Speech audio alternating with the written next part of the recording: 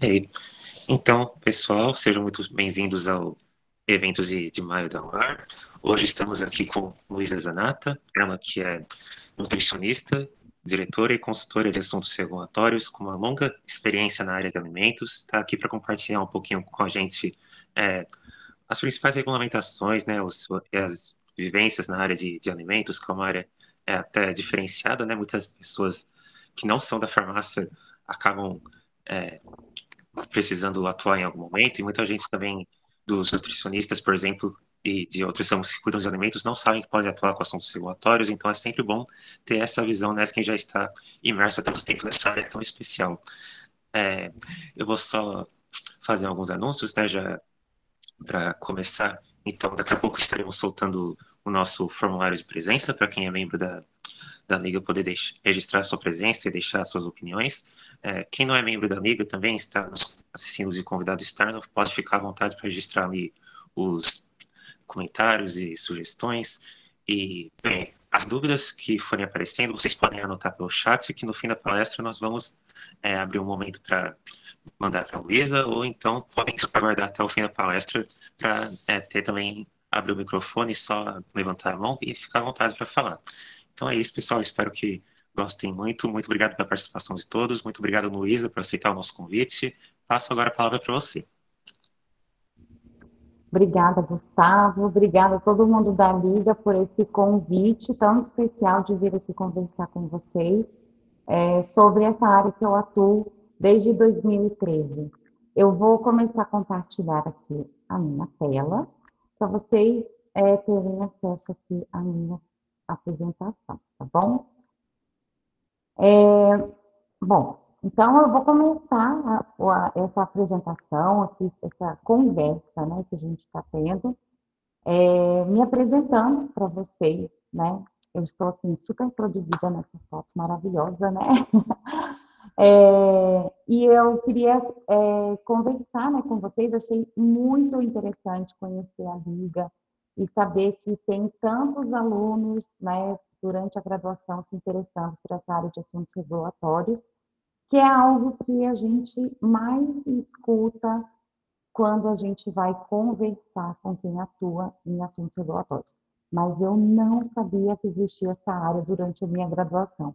Por isso que eu fiquei muito feliz em ter conhecimento dessa liga e saber que tem tantos alunos atuando e interessados nessa área de assuntos regulatórios. Eu sou nutricionista, eu me formei em 2007 no UniceuB em Brasília, que era onde eu morava antes de vir morar aqui em São Paulo. Depois que eu me formei, eu fui fazer uma especialização em vigilância sanitária dos alimentos e controle de qualidade. E na época, né, que eu fazia a minha graduação, eu acabei tendo muito contato com a vigilância sanitária, porque foi na época que foram publicadas as normas da Anvisa de elaboração de manual de boas práticas de fabricação. Então, eu olhava para essa área de assuntos regulatórios, nem sabia que existia esse nome, mas era o contato maior que eu tinha, era com essa parte de boas práticas. Depois que eu vim aqui para São Paulo, eu comecei também a fazer a pós-graduação em gestão estratégica de negócios aqui no Mackenzie, para aliar com o que eu já trabalho hoje, que eu tenho uma consultoria que se chama Nutralider, que é a consultoria de assuntos regulatórios. A gente atua tanto na área de alimentos quanto na área de cosméticos, e é uma área que eu comecei a atuar em 2013. Mas antes disso, né, enquanto nutricionista, eu já acabei passeando por todas as áreas de atuação do nutricionista. As principais, né? Eu já atuei durante muitos anos na área de produção de alimentos, e eu amava essa parte de gestão de cozinhas industriais, sendo que o meu primeiro emprego foi dentro de um presídio, né? O presídio da Papura, que ficou muito famoso aí, recebendo alguns políticos por lá durante um tempo. E eu falo que essa experiência valeu por. Foram 3 meses que valeram por 3 anos, porque realmente aprendi muito da área de produção. Depois, eu passei um tempo trabalhando no RU, que quem estuda aí na USP deve frequentar bastante, né? Mas eu trabalhei no RU lá da UNB de Brasília e foi um grande aprendizado. Foi excelente trabalhar nesse local e também fiz toda essa administração das cozinhas e a UNB não é tão grande assim quanto a USP, mas também a gente servia aí 4.000 almoços, 800 jantares por dia, e aí a gente tinha que comandar ali toda aquela dança dentro da cozinha. E depois dessas oportunidades, eu ingressei na área de multinacional, trabalhando na GR e na Sodexo. Eu também, em paralelo, trabalhei na área de personal diet, né? Então, fazia aqueles atendimentos domiciliares. E eu adorava, também cheguei a trabalhar dentro de hospitais, na área clínica, mas todos esses atendimentos, todas essas atuações eram atuações muito desgastantes fisicamente, né? Você tem que ficar ali em pé, visitando, é puxado, né? E eu sempre falava assim, ah, gente, eu queria tanto trabalhar assim num escritório, segunda a sexta, ter horário de entrada, horário de saída. Não é possível que eu não vou conseguir fazer isso, né? Dentro da minha formação. Eu sou muito apaixonada pela nutrição e por gostar muito da minha formação, de todo o conhecimento do curso, eu fui uma das persistentes, né? Eu falei, não, eu preciso encontrar algo na minha área. E aí foi quando eu apareci na área de assuntos regulatórios, que foi uma oportunidade que apareceu na minha vida. E quando eu comecei a trabalhar com isso, eu falei, meu Deus, eu me encontrei. Era realmente essa área, nasci para trabalhar com isso. E aí eu trabalho, então, com assuntos regulatórios e sempre trabalhei com consultoria, desde 2013, né? E em 2017 eu abri a Nutralíder, que é a minha consultoria de assuntos regulatórios, e que a gente faz todos esses atendimentos realmente muito amplos, né? Dentro da área de assuntos regulatórios. E eu comecei a compartilhar, né, os meus conhecimentos, tirar dúvidas. E eu tenho um contato muito grande com várias pessoas por meio do Instagram. Eu deixo aqui o convite para vocês também, para vocês me seguirem, que é o @Nutralíder, em que eu ensino, né, a área de assuntos regulatórios de alimentos, que não é só rotulagem, né? A gente tem várias outras atuações, várias outras dúvidas, várias outras oportunidades que a gente acaba trabalhando no nosso dia a dia. Então, né, só para vocês conhecerem um pouquinho do que a Nutralíder faz, né, a gente tenta simplificar os requisitos regulatórios para as empresas. Então, a gente está no meio do caminho entre as empresas que nos contratam e as autoridades sanitárias, que são são as figuras que trazem os requisitos técnicos e que as empresas têm que cumprir.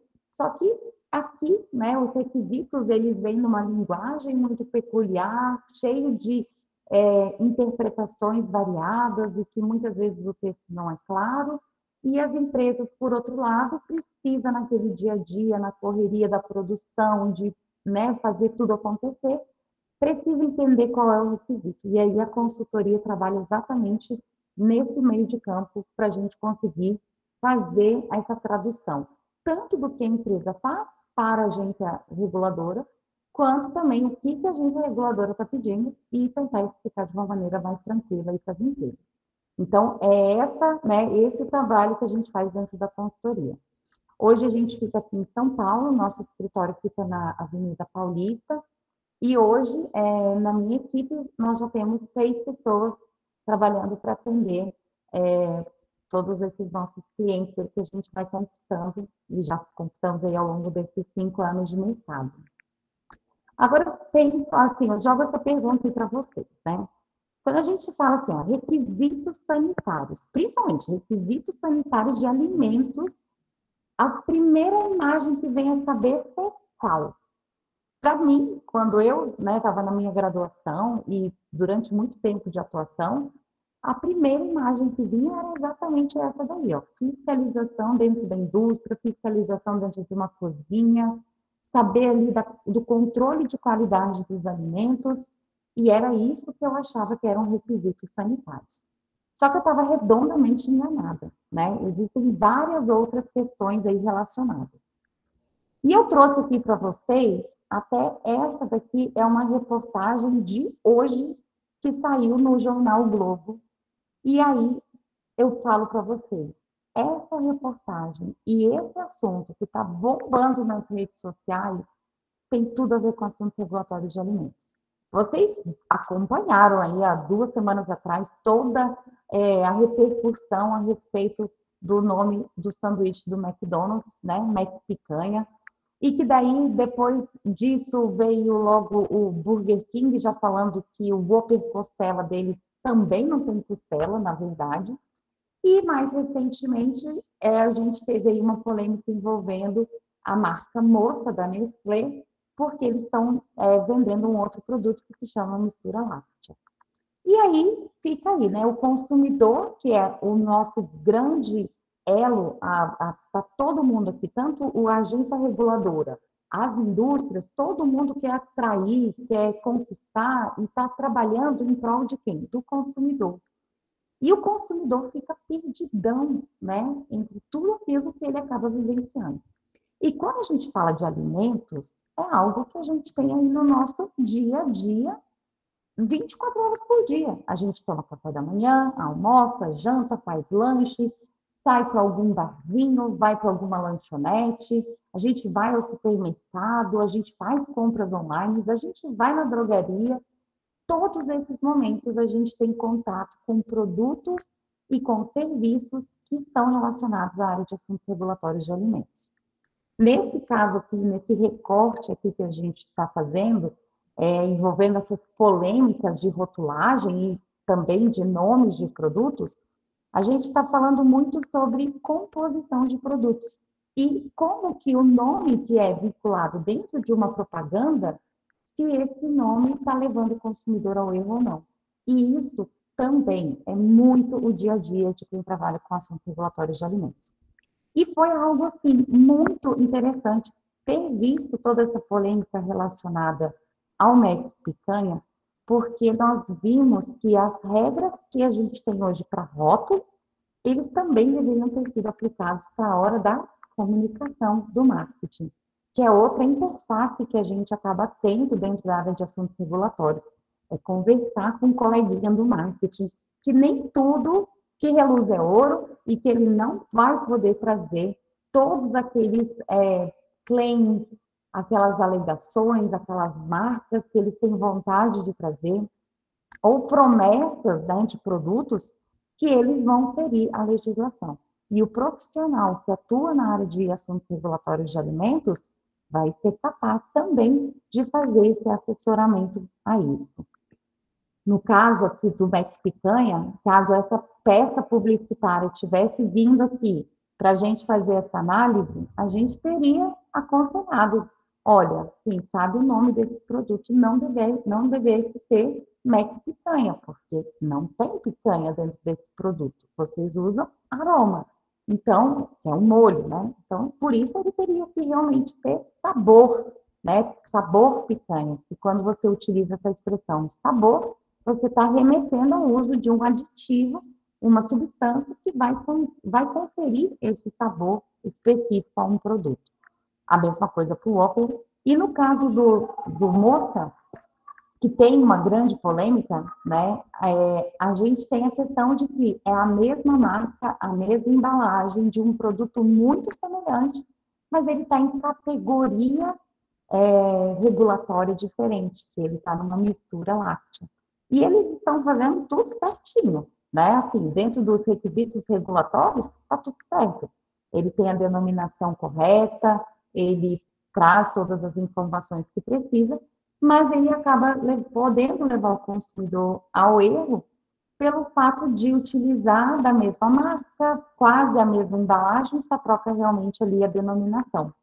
Mas é um produto que realmente pode ser fabricado, tem registro e tem todos esses requisitos. E aí, tudo isso está envolvido com quem trabalha com assuntos regulatórios. Então, nós, dos assuntos regulatórios de alimentos, nós estamos na moda, nós estamos aí trending topics, vamos dizer assim, estão relacionados ao que está de mais comentado aí nas últimas semanas, né?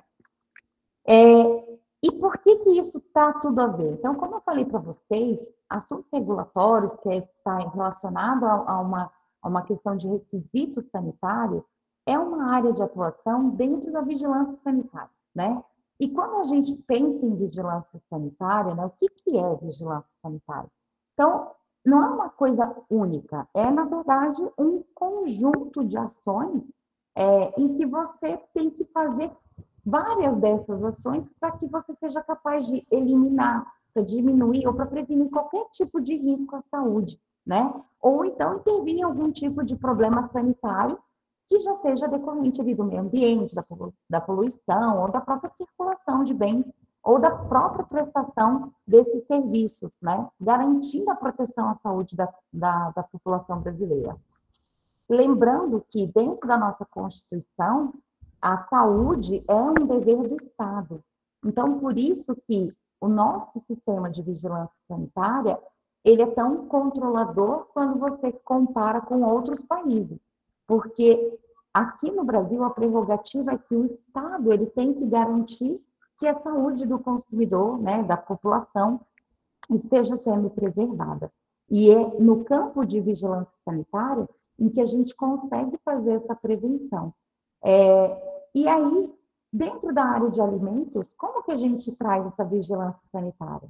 Então, sendo esse controle do bem de consumo, ou seja, eu vou fazer um controle do produto que vai ser fabricado para garantir que o consumidor vai receber um produto que tenha qualidade, e a qualidade tanto no aspecto microbiológico, tanto nas condições de produção desse produto, que daí entra muito no campo de boas práticas, como também eu vou garantir que esse produto ele tenha uma qualidade nutricional adequada, que ele traga uma informação de rotulagem adequada, que eu tenha ali, ó, requisitos de quais são os itens que você vai poder colocar dentro desse produto e que a pessoa vai consumir e ela não vai passar mal. Ou seja, a gente tem todo um controle por trás de cada um desses produtos que vocês acabam comprando no mercado.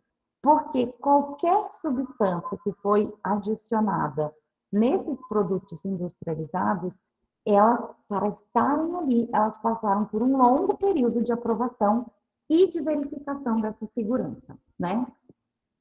Quando a gente pensa na vigilância sanitária, a gente tem que a competência da vigilância sanitária ela é compartilhada entre dois agentes. A gente tem tanto o Ministério da Agricultura quanto a própria Anvisa, que é uma agência nacional que trata especificamente de vigilância sanitária, que está vinculada ao Ministério da Saúde.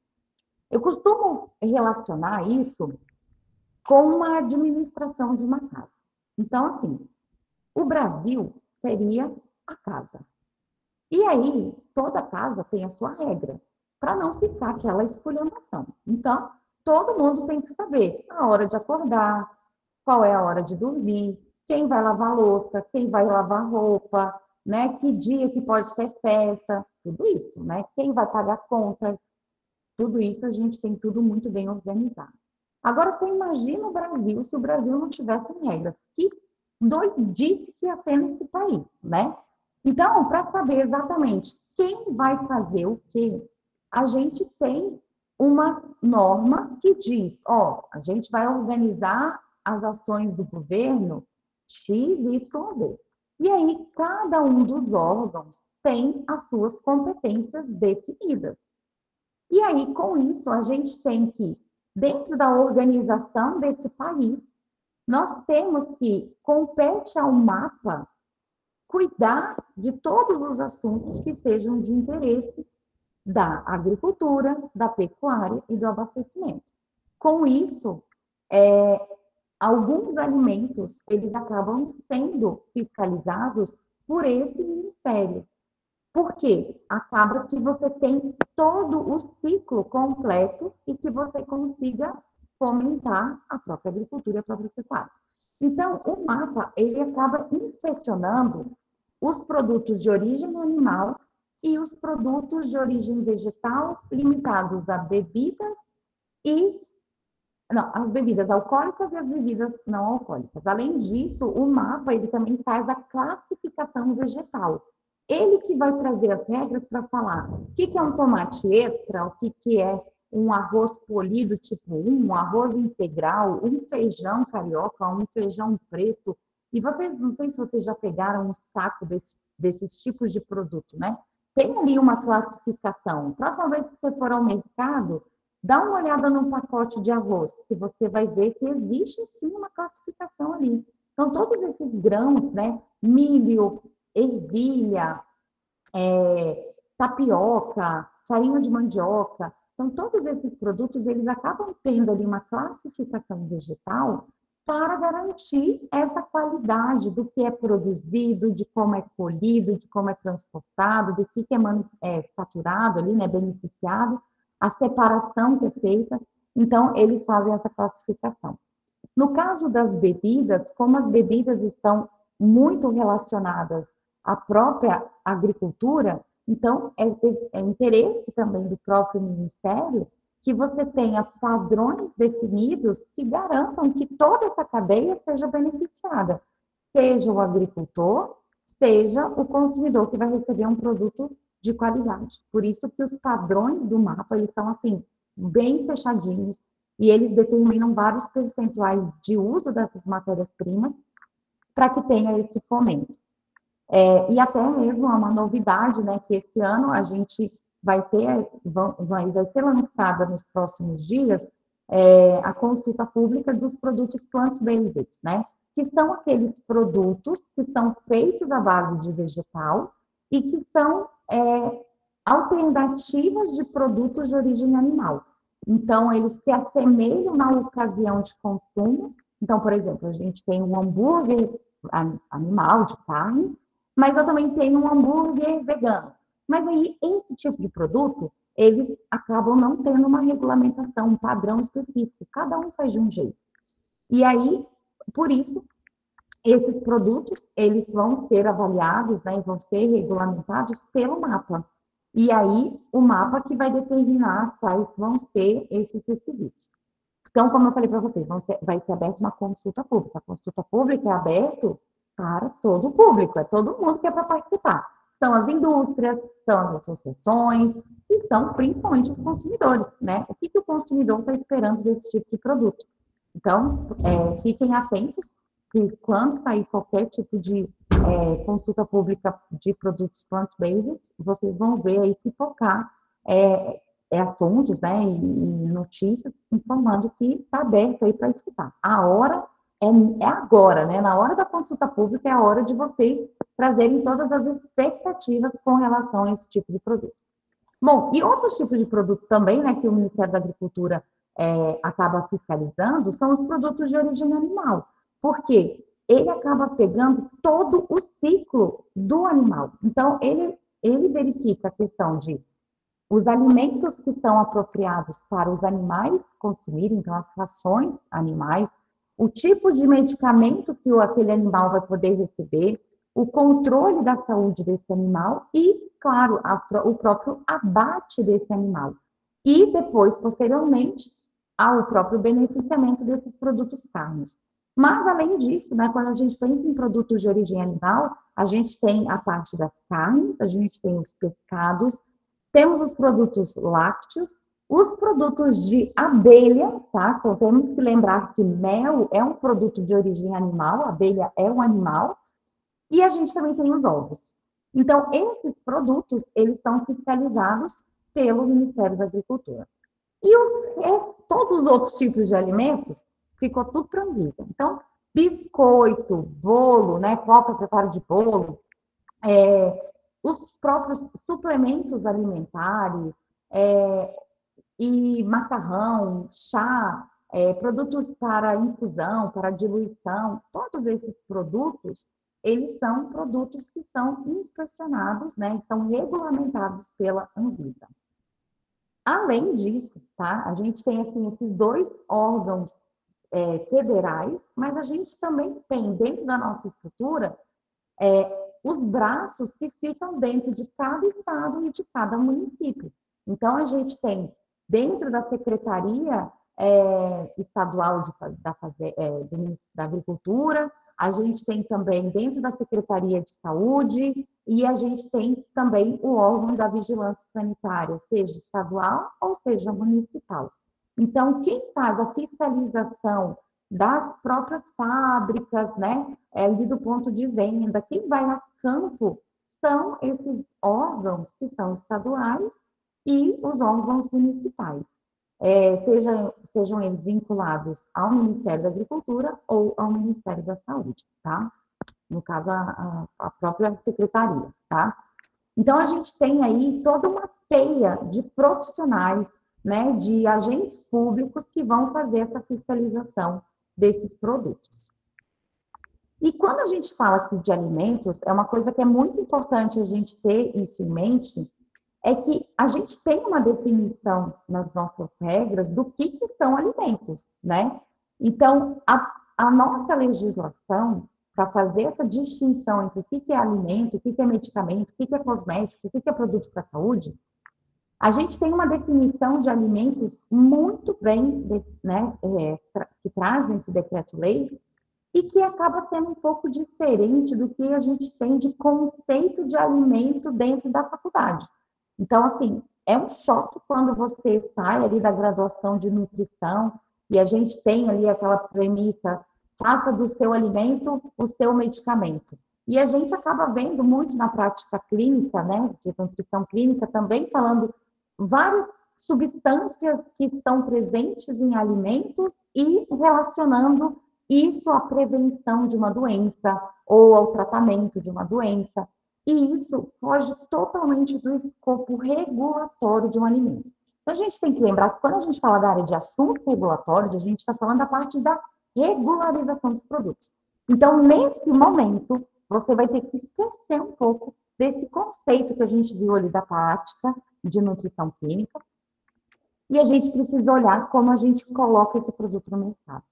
E a nossa legislação deixa muito claro que o alimento é uma substância que está ou no estado sólido, no líquido, no pastoso, mas é um produto que você destina para fornecer ao organismo os elementos normais para a formação, a manutenção e o desenvolvimento do nosso organismo humano. Ou seja, tudo aquilo que eu vou fornecer, eu tenho que visar algo que já acontece normalmente no nosso metabolismo e no nosso processo fisiológico.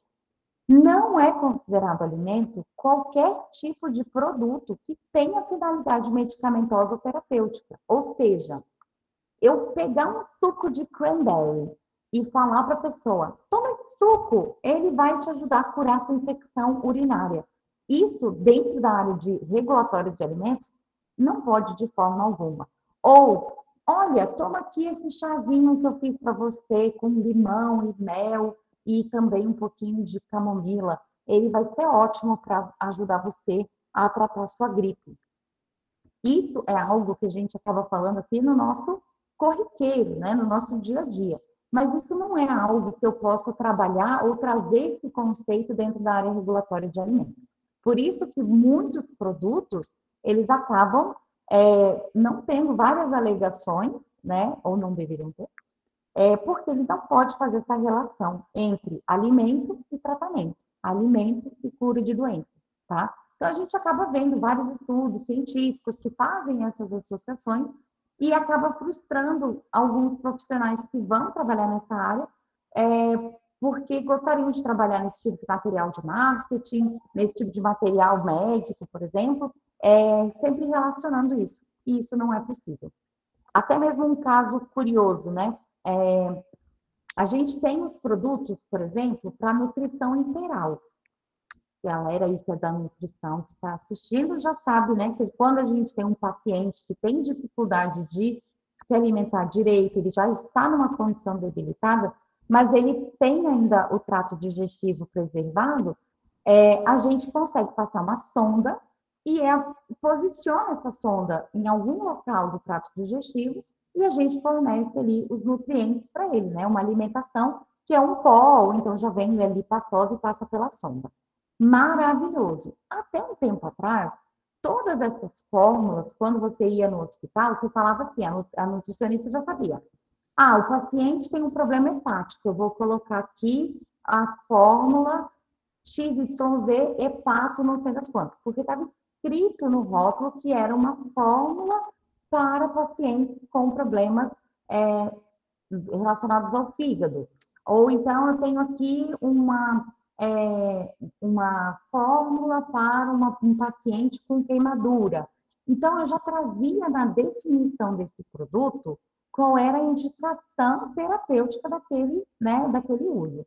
E em 2014, se eu não me engano, a gente teve uma nova regra desse tipo de produto, em que você não pode mais falar, essa fórmula é para paciente renal, essa fórmula é para paciente hepata, essa daqui é uma fórmula para paciente que está fazendo tratamento de câncer. Não posso. Eu tenho que falar das características daquele alimento. Então, eu vou falar, essa aqui é uma fórmula com baixo teor de proteína. Essa é uma fórmula com alto valor calórico. Essa é uma fórmula com alto valor de carboidratos, por exemplo. Ou essa é uma fórmula com proteína altamente hidrolisada, por exemplo. Então, eu vou falar das características da composição. Mas a quem compete saber a hora de usar e o melhor momento e para qual paciente é o profissional de saúde que está avaliando aquele cidadão. Então, por isso, até é um fato curioso, porque a gente realmente não pode. A mesma coisa, fórmulas infantis. A gente também não pode falar que é para algum caso específico, né, do bebê. A gente vai só falar qual é a característica da composição daquela fórmula ali. E isso também deve ser levado para a parte de suplementos, né? Os suplementos também não podem fazer essas várias alegações relacionando aí alimento com tratamento, né? Alguma coisa nesse sentido. Então, como eu falei para vocês, quando a gente pensa em alimentos, pensa o tanto de produto, a diversidade de produtos e de composição e de problemas que quando você vai olhar para cada um desses tipos de produto, você pode encontrar. Então, a gente, cada vez que a gente vai se aprofundando, vai dando um zoom mais aí, ó, né, dentro da área de assuntos regulatórios, você vai ver como tem um universo de coisas para a gente trabalhar dentro da área de alimentos, né? Então, a gente tem, como eu falei para vocês, tanto os produtos de origem animal, como também alimentos de origem vegetal, cereais, e chegando até a produtos que nem parecem que seriam alimentos, mas exatamente por esse conceito de você fornecer apenas as substâncias que são normais, você não vai tratar nada, que você está ali só aumentando a necessidade de nutrientes que já fazem parte ali do nosso funcionamento do organismo. E isso está tudo dentro da área de alimentos, tá? Então, assim, você imagina, olha o tanto de questões que eu já comecei a pontuar para vocês aqui nessa apresentação. É muita coisa que um profissional que trabalha em assuntos regulatórios de alimentos faz, né? Então, ele não fica restrito só à rotulagem daquele alimento. Eu falo que, assim, para você ter um rótulo perfeito de um alimento, tem muito trabalho que você precisa fazer antes de chegar efetivamente na rotulagem. A gente precisa avaliar fórmulas, a gente precisa saber se todos os constituintes daquele produto estão aprovados, se ele utiliza um coadjuvante de tecnologia no meio do processo de produção, se esse coadjuvante de tecnologia está aprovado ou não, se eu preciso utilizar um aditivo, que é uma substância que tem uma função tecnológica, né? Vai ser um anti-espumante, vai ser um antioxidante. O pessoal, né, que trabalha com engenharia de alimentos sabe ali que dependendo do que você está produzindo, você precisa colocar alguma substância para fazer essa limpeza. E tudo isso eu preciso saber se está aprovado ou não, para eu poder fazer a rotulagem daquele produto e ele estar adequado para ser regularizado. Então, quem trabalha com essa área de assuntos regulatórios acaba tendo contato com diversas demandas, como a avaliação da fórmula, a rotulagem, fazer o registro desses alimentos nos órgãos competentes, às vezes precisa fazer um recall de alimentos, às vezes você precisa fazer uma avaliação desses aditivos, às vezes você trabalha numa multinacional que utiliza um aditivo no processo de produção na França, mas aí esse ingrediente vai vir para o Brasil e você precisa saber se esse aditivo que é utilizado no meio do ingrediente é possível de ser utilizado ou não, como que você pede para o órgão regulador para ele aprovar. Tudo isso o profissional de assuntos regulatórios está capacitado para atuar. Além disso, é claro que a gente também vai ver essa questão dos perigos relacionados ao alimento. Então, quando a gente pensa nos contaminantes, eu vou precisar entender ali qual é da onde que veio aquele alimento, faz sentido eu ter algum tipo de metal pesado naquele alimento, ele veio da agricultura, ele veio de uma cultura que utilizou agrotóxico, ele teria uma migração, ele é um produto que eu preciso ter um controle microbiológico muito adequado, é um produto muito perecível, existem limites para isso? Então, é o profissional de assuntos regulatórios que vai ver qual é o requisito regulatório e verificar dentro das fichas técnicas, das especificações, se está adequado ou não. Além disso, a gente faz constantemente interpretações da legislação. Quando eu já até postei isso uma vez no LinkedIn, né? Eu não entendia quem escolhia lá no vestibular, marcava lá direito. Eu falava, mas gente, como que a pessoa vai querer trabalhar com direito? Você vê o advogado falando, ele fica lá citando, porque o inciso primeiro do parágrafo não sei das quantas, do artigo tal, da lei não sei das quantas. Como que essa pessoa consegue fazer essas citações desse jeito? Eu ficava abismada. E aí, cá estou eu, né? Corto o tempo, vem para cá estou eu fazendo o quê? Já sei de cor vários incisos, vários parágrafos, vários artigos, de muitas legislações, porque é o nosso dia a dia. A gente lê muita legislação. E a gente tem muito contato com diversas leis, com diversas resoluções. A gente precisa entender a hierarquia de todas essas normas, e é complicado mesmo. O Brasil não é para amadores mesmo, porque é uma catança de legislação que é aprovada, aí tem de um órgão, e tem do outro, o que já foi revogado, o que não foi. É CSI. Eu falo, a gente faz um CSI, pega uma lupa aqui e sai descobrindo e desbravando tudo que precisa. E a gente acaba ficando aqui na nossa linguagem bem técnica e bem específica da área de assuntos regulatórios. Mas é ótimo, tá, gente? Estou passando enganado, estou falando que é maravilhoso. E aí, gente, tudo isso que a gente já falou, ainda temos o quê? A parte do controle de qualidade, com toda certeza. Não são todas as empresas que a área de assuntos regulatórios cuida do controle de qualidade. Como o controle de qualidade tem diversos processos, é muito específico, a parte de controle de qualidade, que vai tratar ali de BPF, vai cuidar de APPCC, de normas ISO, é um pessoal que é muito focado ali na produção, controle de qualidade, manipulação, mas está relacionado com assuntos regulatórios, porque, querendo ou não, é um órgão, né? É uma agência reguladora que traz as regras que você vai precisar seguir para aplicar no seu dia a dia, né? E, além disso, como eu falei para vocês, a gente vai ter aí ó, uma nova legislação, de uma nova categoria, de um produto que está aí no nosso dia a dia, que a gente vai no mercado, a gente vê né, esses produtos, e a gente acaba sendo participante desse processo de construção das novas legislações. Então, a gente opina, a gente participa, a gente assessora associações ou as próprias indústrias, a gente faz esse desenho para conseguir entender se o que está sendo proposto é adequado ou não é adequado, o que vai funcionar na prática, o que não vai funcionar.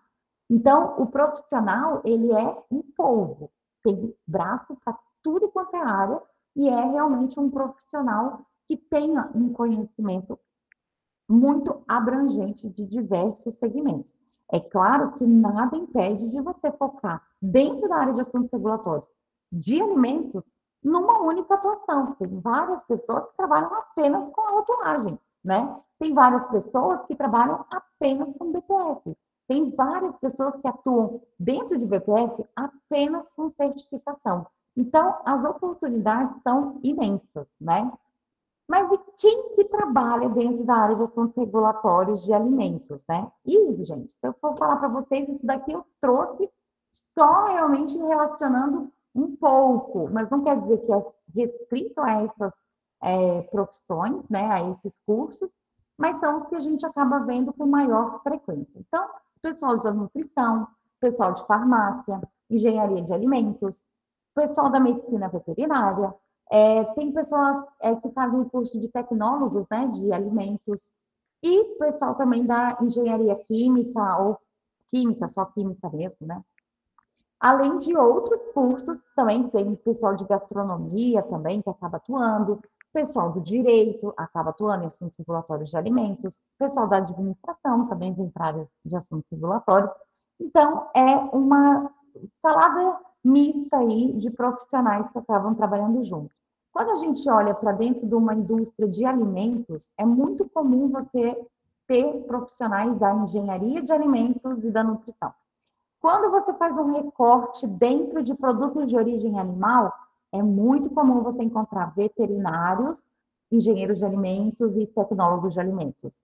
E quando você faz um recorte para a indústria farmacêutica, que faz nutrição integral, nutrição, fórmulas infantis ou então suplementos alimentares, aí você encontra muito nutricionistas e farmacêuticos. Pessoal da engenharia química trabalha muito com as indústrias de aditivos, então, elaborando diversos compostos que vão trabalhar desenvolvendo aroma, desenvolvendo corantes, emulsificantes e várias outras tecnologias para melhorar o processo de produção desses alimentos, né? Aqui na Nutralíder, esse aí é nosso time, né? A gente tem profissionais tanto da área de engenharia de alimentos, quanto profissionais da área de nutrição. Ainda não temos ninguém da área de farmácia, mas não quer dizer que isso não seja uma possibilidade aí para o futuro, né? E quais são essas oportunidades, né? Será que tem campo para vocês atuarem? Vocês que gostariam de entrar para esse mercado? Olha, eu tenho para dizer para vocês que com certeza tem muita oportunidade. Esse ano, né, em outubro de 2022, a gente vai ter uma nova regra de rotulagem nutricional.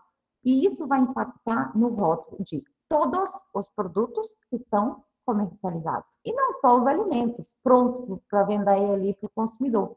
Todos os insumos, todas as matérias-primas vão precisar trazer a rotulagem nutricional. E isso vai movimentar muito. Vai movimentar tanto a indústria que vai fazer as embalagens, a indústria que vai fazer o design da embalagem. Então, se tiver alguém aí também, pode ser um convite, ó, para o pessoal do design, pessoal que trabalha com artes gráficas, né? Também vai ter, imagina, o tanto de rótulo do mundo, que você possa imaginar aí, né?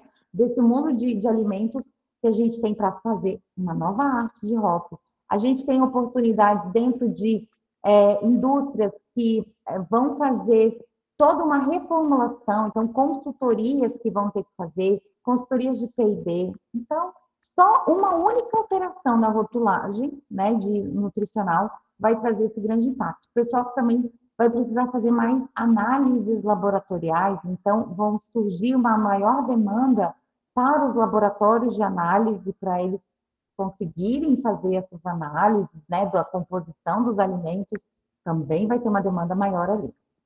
Para o ano que vem, a gente vai ter o final da regra de transição dos suplementos alimentares. Então, também há uma movimentação grande do mercado para correr contra o tempo, para conseguir regularizar os produtos dentro das normas de suplementos alimentares.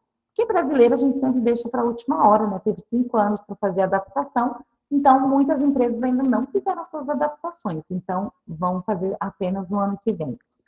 E, além disso, essa área de assuntos regulatórios de alimentos é uma área que está em constante evolução e aprimoramento. A gente está, assim, passando por revisões de várias normas.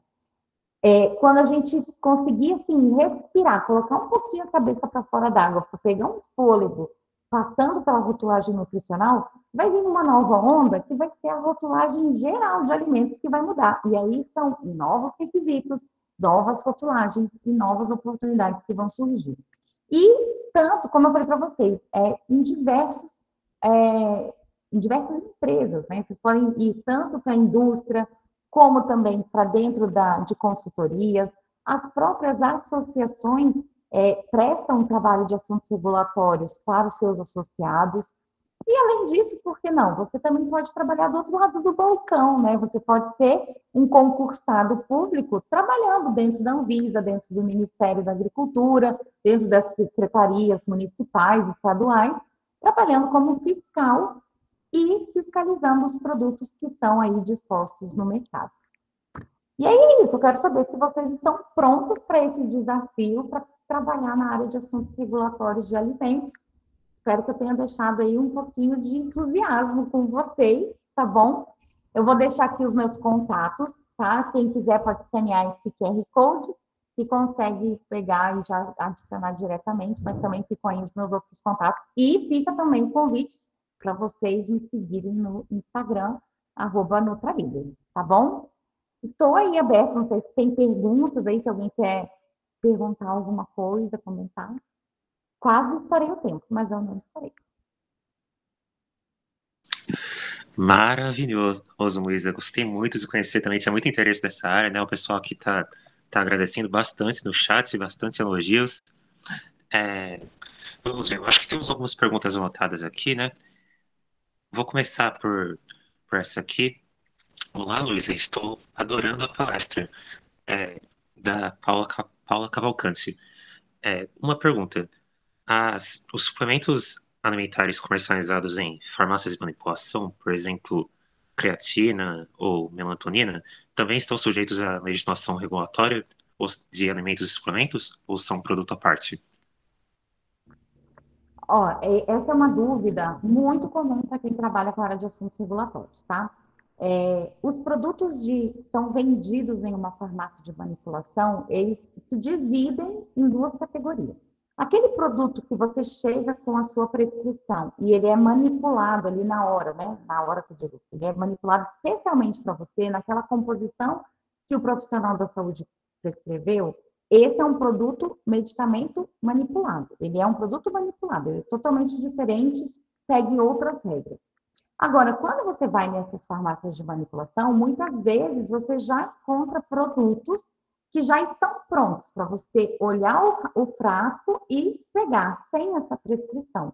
Esses produtos, eles podem ser considerados suplementos alimentares e eles não podem ser feitos pela farmácia de manipulação. Eles necessariamente precisam ser feitos por uma indústria de alimentos, né? Ou então, claro, precisa ter essa previsão de produzir alimentos para poder comercializar esse suplemento, tá bom? Então, acaba tendo um pouco de dúvida, é muito comum mesmo, de saber o que pode ser manipulado e o que vai ser um suplemento. Espero que eu tenha esclarecido, tá bom, Paulo?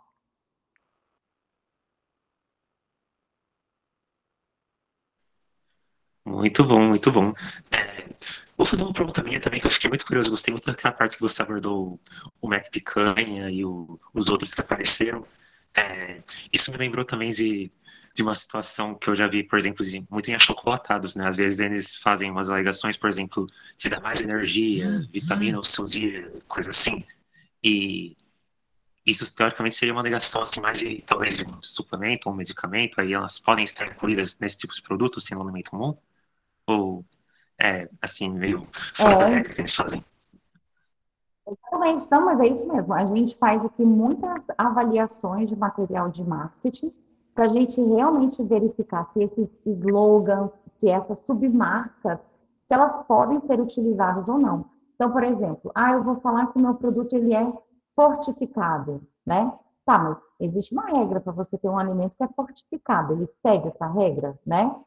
Esse meu produto é mais saúde, mais nutrição. Aí a gente vai olhar, mais nutrição comparado com o quê, né? Aí a gente precisa ter essa informação para que você consiga trazer algo que realmente não leve o consumidor ao engano. A gente sempre fica nesse norte, não posso levar o consumidor ao erro ou ao engano. Então, eu trazer uma alegação de algo que não é verídico, né? Eu posso ter que recusar lá do pessoal de marketing. Então, por exemplo, quando eu era criança, né, o Nescau, ele falava energia que dá gosto. Era esse o slogan do Nescau na minha época, né, gente? Mas isso realmente foi algo que acabou sendo questionado, se poderia ou não poderia. Mas, da questão da energia, se você tem um alimento que ele é calórico, ele é energético, você pode fazer esse tipo de associação. né? Você não estaria levando ali o consumidor ao engano. Agora, por exemplo, vejo muitos produtos, e assim, quanto mais, e é uma das coisas que eu mais comento, assim, quanto menor a empresa, então você vê vários produtos assim, startups de alimentos. Eles lançam um produto, eles investem muito no marketing que comunica com o consumidor, só que eles usam muitas alegações que não são aprovadas. E aí isso acaba, ele conquista tanto o consumidor que o consumidor fica com raiva da empresa que segue as regras. E aí tem, por exemplo, você falar que um produto sem conservante, por exemplo. Isso é algo terminantemente proibido, você não pode falar isso. Mas, aí você não vai ver uma empresa grande fazendo isso, mas você vai ver uma empresa pequena fazendo. E aí, o consumidor olha e fala, não, mas esse produto aqui é muito melhor, ele não tem conservante. Sim, mas o outro também não tem. E aí, a regra ela tem que ser igual para todo mundo, né? E a gente acaba vendo que várias alegações de empresas pequenas que não têm um suporte regulatório tão grande assim, e, mas elas acabam puxando o mercado, elas vão levando tendências.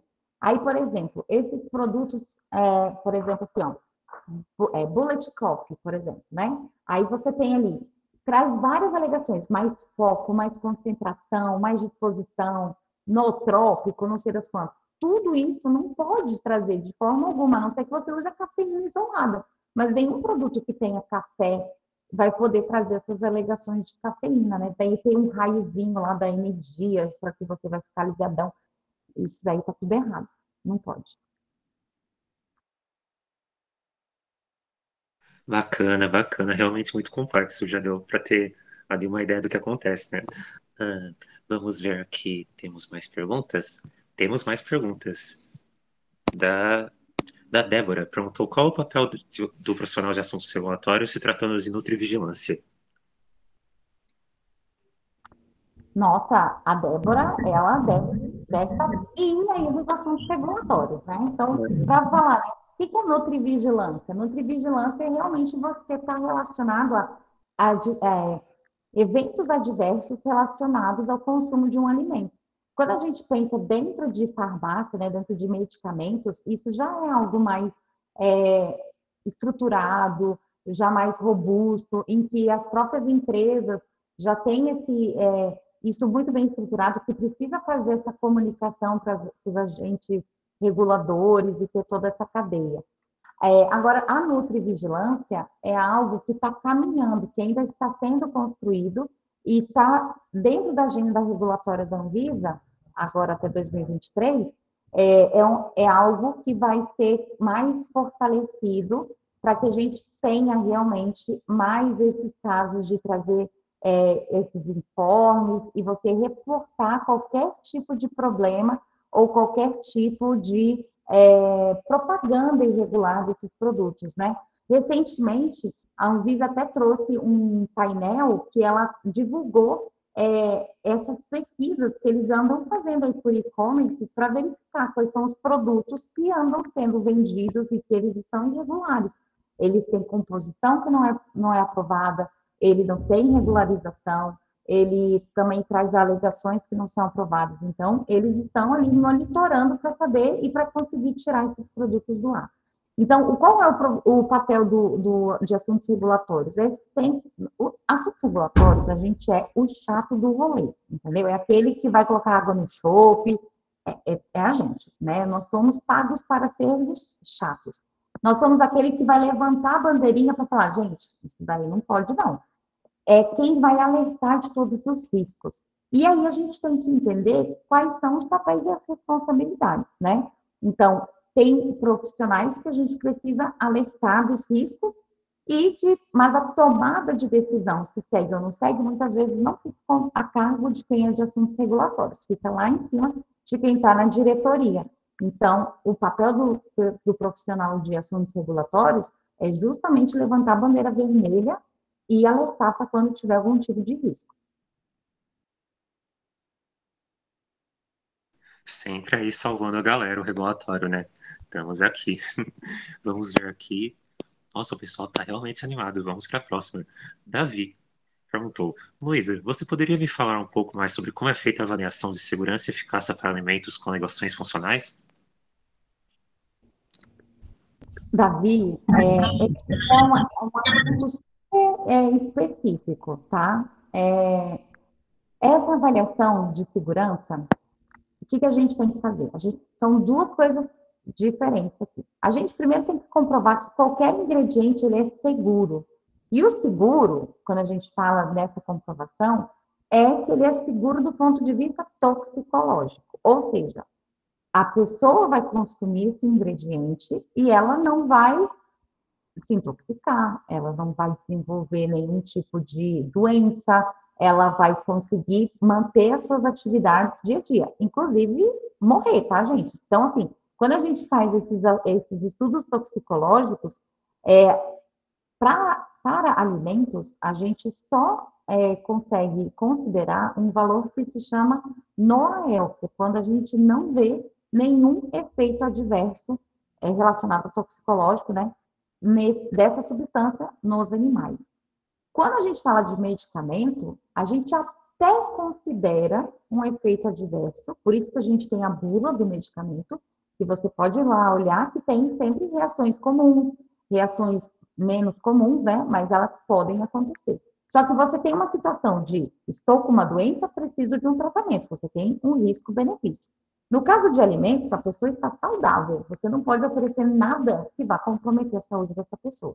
Então, do ponto de vista da segurança, é isso. O produto é seguro e ninguém vai morrer, ninguém vai ter uma intoxicação, ninguém vai desenvolver um tumor, ninguém vai acontecer nada. Essa pessoa vai ficar saudável enquanto ela consumir. E lembrando que alimento é algo que você vai consumir a vida inteira. Você pode consumir todos os dias durante vários anos, tá?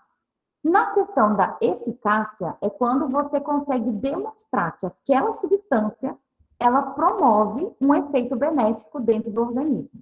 E aí, voltando àquele conceito que alimento, ele é totalmente diferente de medicamento, ele não pode prevenir nem tratar nenhum tipo de doença, o desfecho do seu estudo, né, ele precisa concluir algo que esteja relacionado a atividades metabólicas e fisiológicas normais do nosso corpo.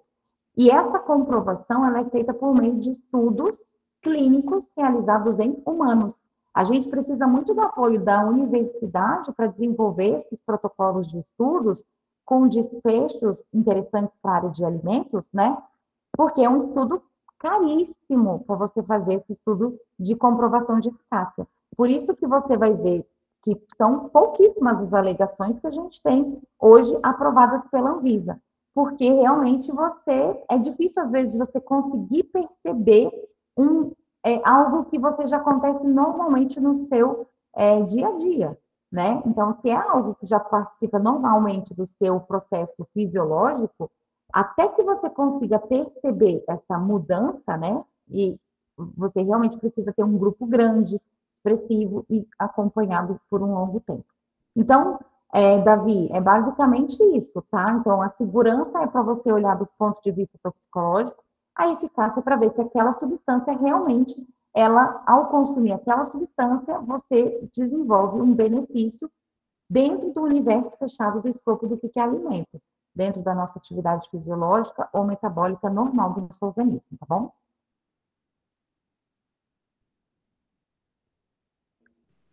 Muito bom, muito bom.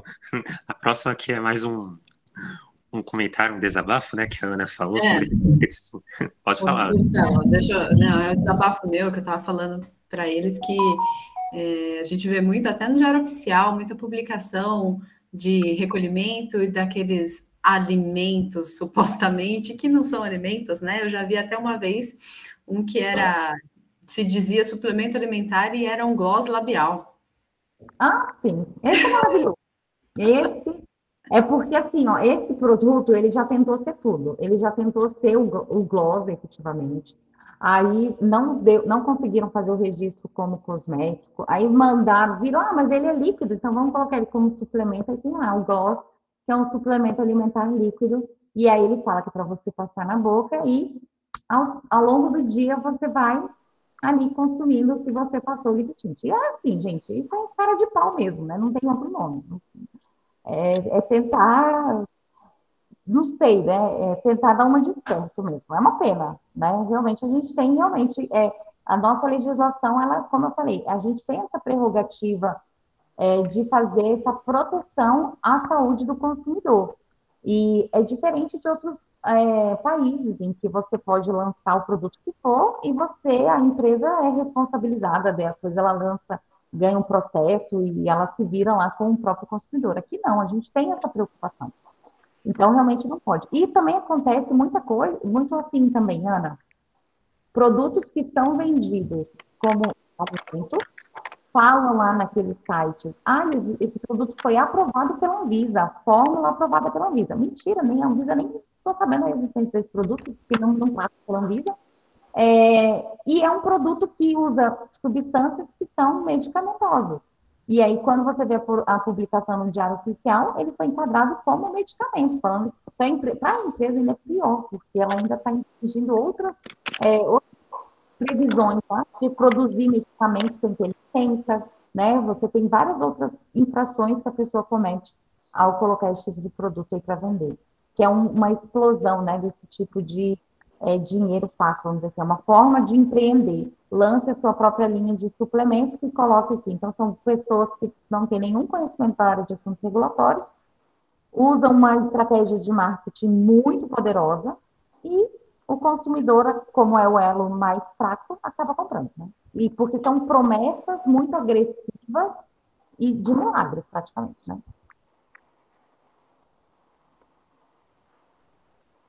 Agora a gente tem uma A Edna levantou a mão, o Paulo também, né? Oi. Não, meu complemento é mais o da Ana. Luísa, a palestra foi maravilhosa. Obrigada, viu, pela oportunidade. E, assim, é mais um complemento, porque tem um produto que ele é muito ventilado no mercado como alimédicos. Acho que é isso, né? Que tem uma marca bem famosa. E, assim, como que funcionaria? Porque ele tem um apelo que é, fica entre o medicamento quase, né? Promete até rejuvenescimento, ele fica entre o cosmético, alimento, suplemento. Como que ficaria isso para classificar? Porque ele, em tese, ele enquadraria 3 categorias de produtos. É muito comum a gente ver a confusão a respeito de termos que não são regulatórios. Então, é muito comum no vocabulário popular, mas quando a gente vai para a área regulatória, eles estão falando da mesma categoria.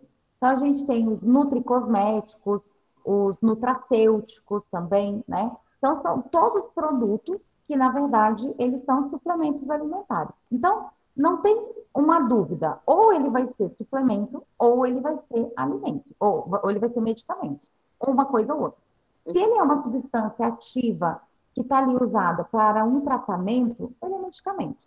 Agora, se ele é algo para fornecer um nutriente, uma substância bioativa que vai contribuir para o bem-estar de uma pessoa saudável, ele vai ser um suplemento alimentar. E a gente tem regras muito específicas.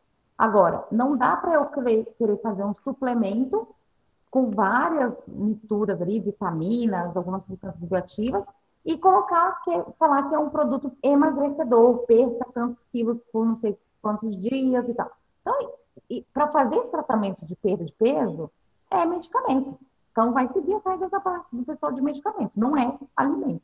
Então, acaba tendo essa confusão, mas as regras, vamos dizer, a regra do jogo só podem ser duas, ou vai ser suplemento, ou vai ser medicamento. Tá ótimo. Obrigada.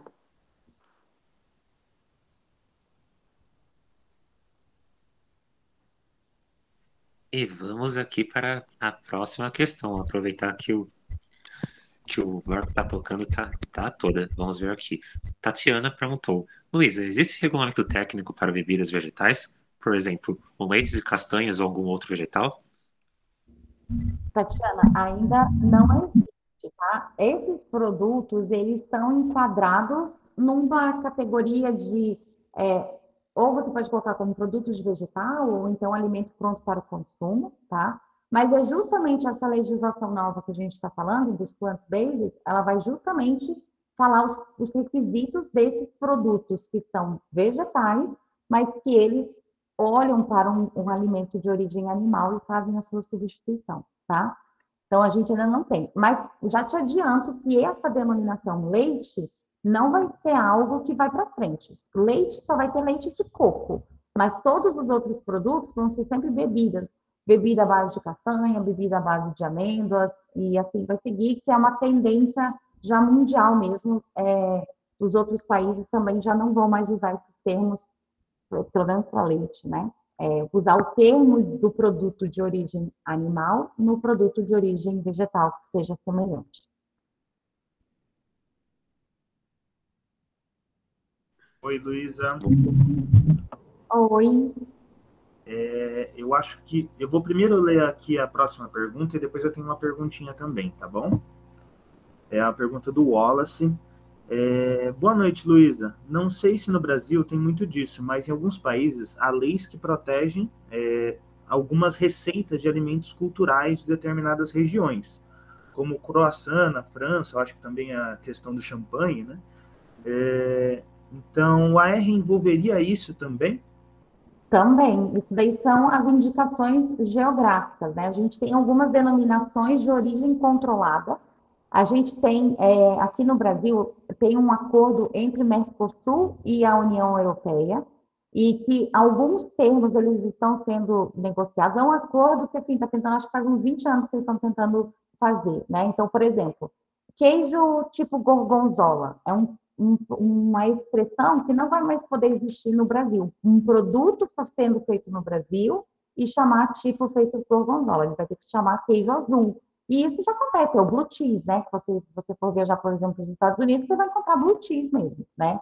Então, queijo gruyère, queijo emmental, são tipos de expressões de origem controlada. E, por outro lado, a gente também tem algumas expressões apenas protegidas aqui do Brasil, que somente vão poder ser feitos aqui no Brasil. Então, por exemplo, até tem uma pergunta aqui de queijo, não tinha alguma coisa aqui da canastra? Eu ouvi alguma coisa doida aqui.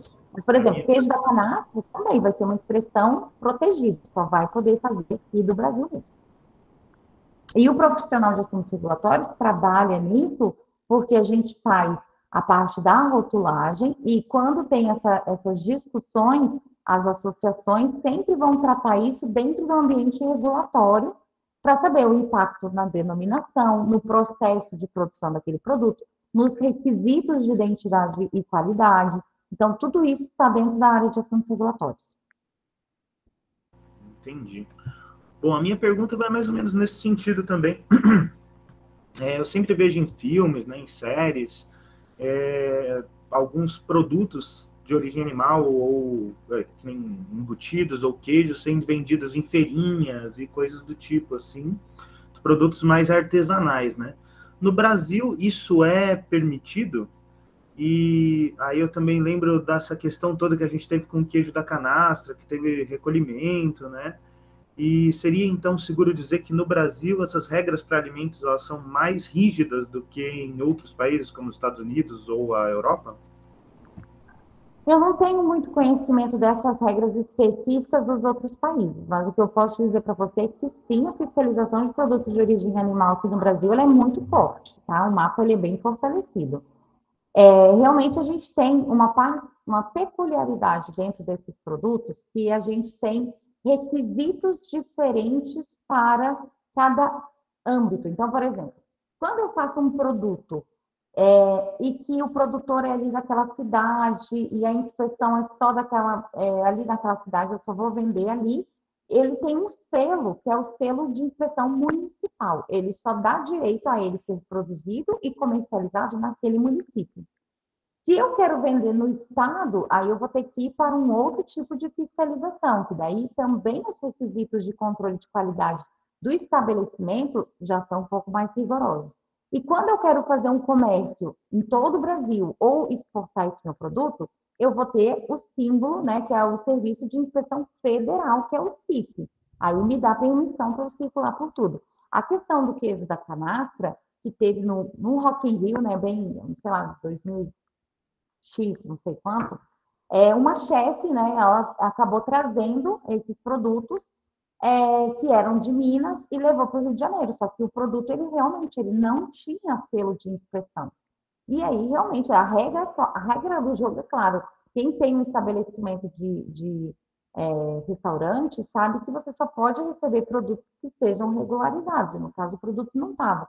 Quer dizer que eu vou levar a população? É meio esquisito, assim, você pensar. Então, por que a pessoa daquela cidade pode comer esse produto e a pessoa da cidade vizinha não poderia consumir? Não faz muito sentido. Mas é a estrutura que a gente tem hoje da regra de inspeção, ela prevê essas diferenças. Então, é um produto que você não tem tanto um controle de qualidade, por exemplo, microbiológico, né? Ou então de estabilidade do produto. Então, você leva numa questão assim, olha, ele não tem, ele é um produto perecível e que se você acabar expondo ele para um transporte, né? Que vai demandar uma cadeia, ele não tem condições de ter um transporte refrigerado, ele não tem como garantir que a cadeia toda de fazer esse transporte vai continuar mantendo esse produto íntegro. Então, ele não pode sair do município, porque ele não vai ser estável, ele não tem condições de transportar isso.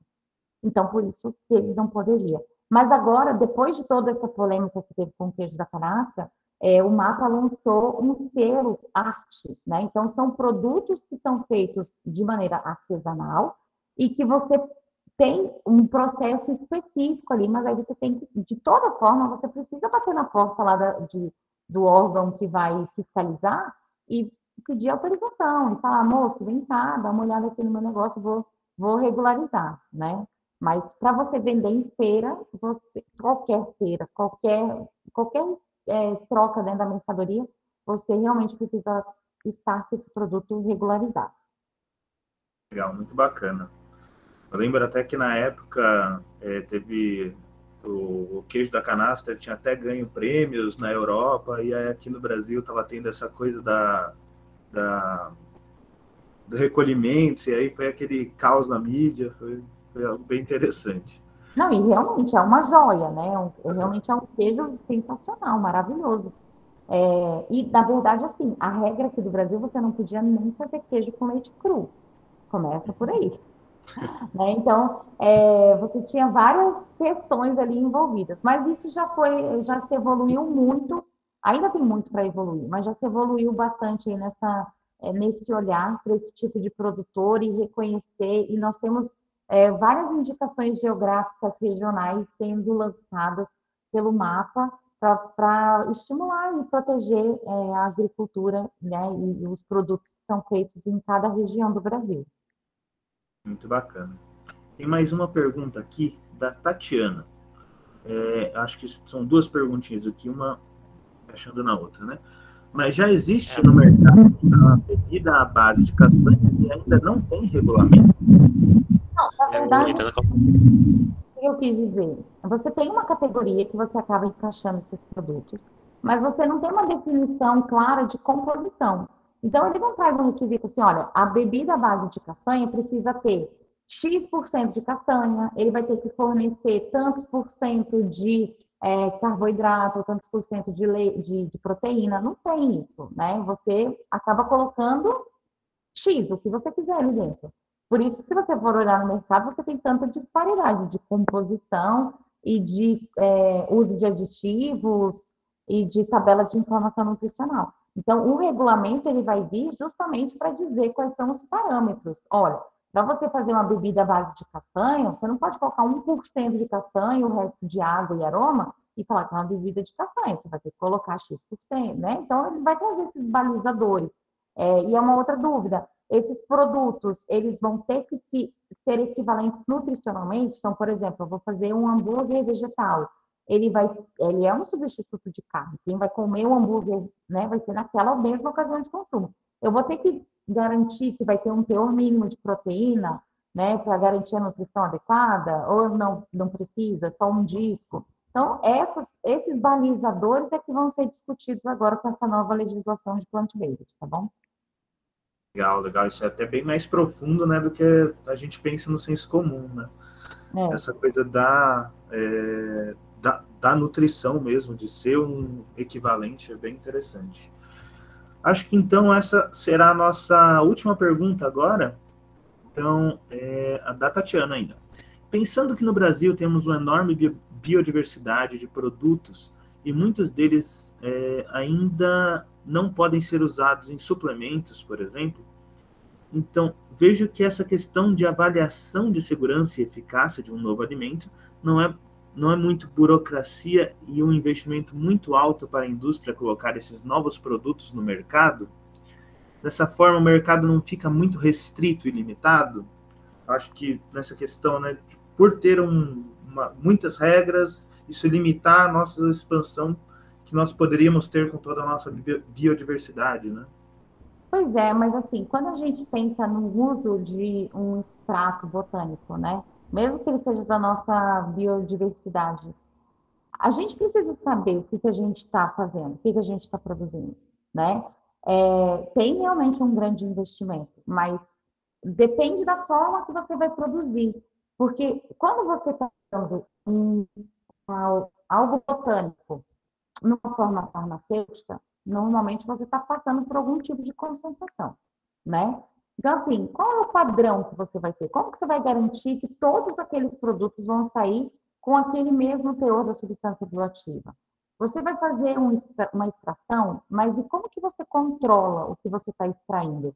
Porque quando você faz uma extração, a não ser que você utilize um solvente e que você consiga fazer uma extração bem seletiva, normalmente, quando você faz, por exemplo, uma extração aquosa, você, ou com uso de etanol, você não traz só aquela substância de interesse, você traz outras substâncias também.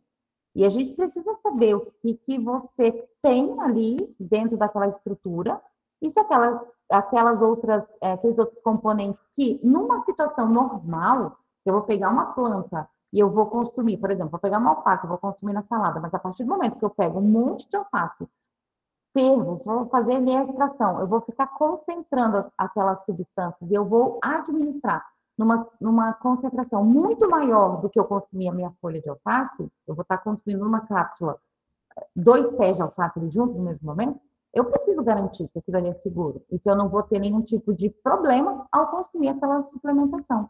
Então, eu entendo que pode causar barreiras pelo interesse nesse desenvolvimento, mas é estritamente necessário, porque não é simplesmente você usar essa biodiversidade em alimentação convencional.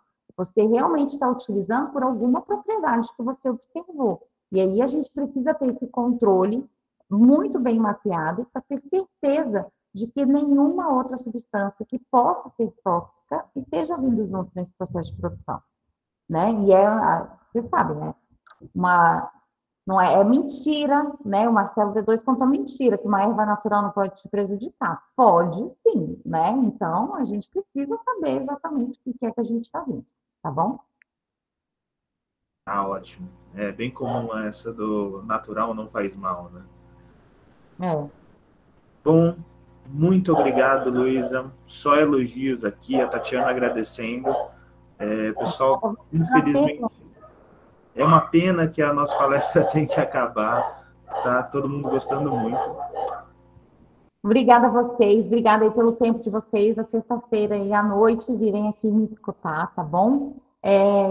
Como eu falei para vocês antes, espero que tenha sido apenas o primeiro de vários outros encontros que a gente possa fazer junto com a Liga, tá bom? Agradeço as perguntas, foi super interessante esse debate, as ótimas perguntas que foram feitas. E é isso, gente. Obrigada, viu? Sucesso para todo mundo. A gente que agradece, Luísa. Muito obrigado a todo mundo que compareceu. Não esqueçam de preencher o nosso formulário de presença, é muito importante para a emissão do certificado ao final do ciclo de palestras. E muito obrigado a todos. Gustavo, você quer falar mais alguma coisinha? Ana?